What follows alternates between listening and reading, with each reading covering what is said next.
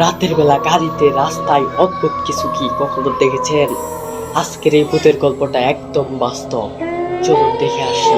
একটা পুলিশ আমাদের ট্রাককে দাঁড় করিয়ে ট্রাকের ভিতর লাশ ভরে দিয়ে বলে, এই লাশকে টাকায় নিয়ে যাও। আমার নানু ছিল ট্রাক ড্রাইভার। একদিন তার ট্রাকে করে সিমেন্ট ভরে নারায়ণগঞ্জ থেকে কক্সবাজার যাওয়া লাগতো, কিন্তু ওই দিন তার ট্রাকে হেল্পার ছিল না, তাই আমি হেল্পার হিসেবে আমার নানুর সাথে যাই। ওই দিনটা ছিল বৃহস্পতিবার। আমরা সারাদিন ট্রাক চালিয়ে রাত 3টার সময় আমরা কক্সবাজারে পৌঁছে গেলাম। আর তাই এত রাতের জন্য আমরা ট্রাক থেকে মালামাল বের করে নিই। পরের দিন সকালে আমরা ট্রাক থেকে মালামাল বের করি। এরপর আমরা বিকালে টাকার উদ্দেশ্যে রওনা দেই। রাত হয়ে যায় গভীর।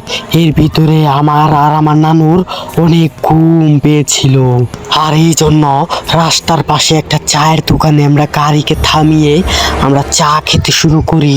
চা খাওয়ার পরেই আমাদের ঘুম ঘুম ভাবটা কেটে গেল। এরপরে আমরা দুজন আবার ঢাকার উদ্দেশ্যে রওনা দেই। কুমিল্লা শহরের একটু সামনেই একটি বাস দুর্ঘটনার শিকার হয়। এই কারণে অনেক যাত্রী সেখানে আহত হয় এবং রাত বাজে যখন 2টা, আমরা তখন ওই জায়গাতে পৌঁছাই। একটা পুলিশ আমাদের গাড়িকে সেখানে দাঁড় করায় এবং একটা লাশকে আমাদের ট্রাকে ভরে নিয়ে টাকায় নিয়ে যেতে বলল। প্রথমে আমরা রাজি হলাম না, কারণ এত রাতে ট্রাকে করে একটা লাশ নিয়ে যাওয়া খুবই বিপজ্জনক। তারা অনেক অনুরোধ করে, তার জন্য সেই লাশটিকে আমরা ঢাকায় নিয়ে যাওয়ার জন্য সিদ্ধান্ত নিলাম। এর জন্য আমাদের তারা বেশ কিছু টাকাও দেয়। এরপরে আমরা সেই লাশটিকে নিয়ে টাকার উদ্দেশ্যে রওনা দিলাম, কিন্তু সেই লাশের সাথে কেউ আসলো না। কিছুক্ষণ যাওয়ার পরেই আমাদের ট্রাকের হেডলাইট জ্বলতে শুরু করে এবং নিভতে শুরু করে।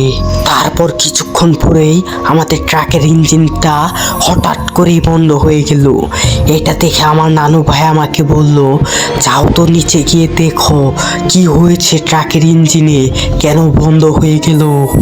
আশপাশটা ছিল একদম নিস্তব্ধ, আর ট্রাকের ভিতরেও ছিল একটা লাশ। এই ভয়ে আমি ট্রাক থেকে একা নিচে নামার সাহস পেলাম না। এরপর নানু ভাই একাই নিচে নেমে গেলেন। এরপর কিছুক্ষণ পর সে আবার তার সিটে চলে এসে গাড়িকে যখন স্টার্ট দেয় তখন গাড়ি স্টার্ট নিয়ে নিল। কিছুক্ষণ পরে আমাদের ট্রাক হঠাৎ করে অনেক জোরে নড়াচড়া করে উঠল এবং নানু ভাই আমাকে বলল, দেখো তো পিছনে কি হয়েছে। আমি লুকিং গ্লাসে দেখলাম একটা লোক আমাদের ট্রাকের পিছনে দৌড়ে আসতেছে। আমি এই কথা যখন নানু ভাইকে বললাম তখন নানু ভাই খুব চিন্তিত হয়ে উঠল এবং ট্রাকের গতি অনেক বাড়িয়ে দিল। কিন্তু কিছুক্ষণ পর আমি আবার লুকিং গ্লাসে যখন তাকালাম তখন দেখতে পারলাম সেই লোকটা এখনো আমাদের ট্রাকের পিছনে দৌড়াচ্ছে। এই বয়ে আমি ট্রাকের সিটে চুপ করে বসে থাকলাম। কিছুক্ষণ পর যখন লুকিং গ্লাসে তাকালাম তখন দেখতে পারলাম সেই লোকটা আর নেই। কিন্তু হঠাৎ করে আমাদের ট্রাকের গতি কমতে শুরু করলো। মনে হচ্ছে যেন পিছন থেকে কে যেন আমাদের ট্রাককে টেনে ধরে আছে। এরপর রাস্তার পাশে একটা চায়ের দোকানে আমাদের গাড়িটাকে থামানো হলো। এরপর আমি নিচে নেমে চেক করতে গেলাম। সেখানে দেখতে পেলাম আমাদের গাড়ির তালাটা খোলা এবং সেখানে লাশটাও নেই। এটা দেখে আমি তাড়াতাড়ি নানু ভাইকে ডাক দিলাম। নানু ভাই তাড়াতাড়ি এসে দেখতে পারলো সেখানে আসলে কোনো লাশ নেই। এরপরে হঠাৎ আমাদের পিছনে একটা লোক যেন দাঁড়িয়ে আছে, সেটা দেখতে পেলাম। এরপর নানু ভাই আমাকে বলল, এই লোকটার হয়তো কোনো সাহায্যের প্রয়োজন, চলো তুমি আর আমি সেই লোকটার কাছে যাই, গিয়ে তার কোনো সমস্যা হয়েছে কিনা সেটা জেনে আমরা তাকে সাহায্য করি। এরপর যখনই আমরা দুইজন সেই লোকটার কাছে যাই, গিয়ে দেখি এটা তো সেই ব্যক্তি যার লাশ এতক্ষণ আমরা ট্রাকে ভরে নিয়ে আসতেছিলাম।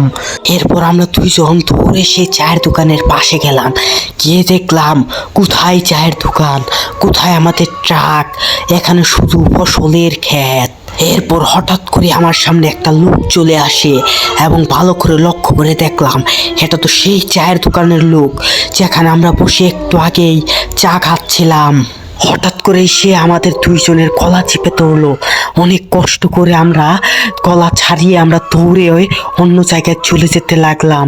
কিছুক্ষণ দৌড়ানোর পর আমরা বুঝতে পারলাম আমরা সেই একই জায়গায় চলে এসেছি যেখান থেকে আমরা দৌড়ানো শুরু করেছিলাম। এরপর হঠাৎ করে কে যেন আমার মাথায় জোরে একটা আঘাত করলো। এর ফলে আমি অজ্ঞান হয়ে মাটিতে পড়ে যাই। এরপরের দিন আমি সকালে আমাকে হসপিটালে আবিষ্কার করি এবং জানতে পারলাম যে আমি রাস্তায় নাকি গতকাল পড়েছিলাম অজ্ঞান হয়ে। গ্রামের স্থানীয় লোকেরা আমাকে তুলে নিয়ে হসপিটালে ভর্তি করেছে। আর শুনতে পেলাম আমাদের ট্রাকটা ওইখানের একটা খালে পড়েছিল। এরপরে কিছুদিন পর আমি অন্য একটা ট্রাক ড্রাইভারের সাথে হেল্পারি করা শুরু করলাম। কিন্তু রাত হলেই আমি আমার চোখের সামনে নানা রকম অদ্ভুত জিনিস দেখতে পেতাম। এগুলাই দিনের বেলা ভেবে আমি অনেক ডিপ্রেশনে চলে যেতাম। এগুলা ভাবতে ভাবতেই আমি অসুস্থ হয়ে পড়লাম এবং আমি কিছুদিন পর ট্রাকের হেল্পারি করা বাদ দিয়ে আমার গ্রামের বাড়ি চলে আসলাম। কিন্তু সেখানেও আমি প্রতি রাতে স্বপ্নে নানা রকম অদ্ভুত অদ্ভুত জিনিস দেখতে পাই এবং ভয়ে আমি কাতর হয়ে যাই।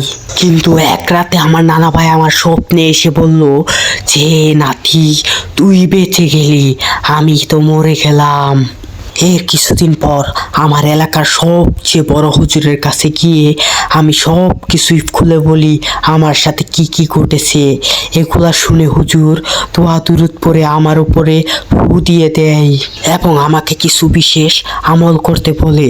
এরপর থেকে আমি সেই সব খারাপ স্বপ্ন দেখা বন্ধ হয়ে গেল এবং আমি ধীরে ধীরে সুস্থ হতে শুরু করলাম। এখন বর্তমানে আমি স্বাভাবিকভাবেই একটা ট্রাকের হেল্পারি করতেছি।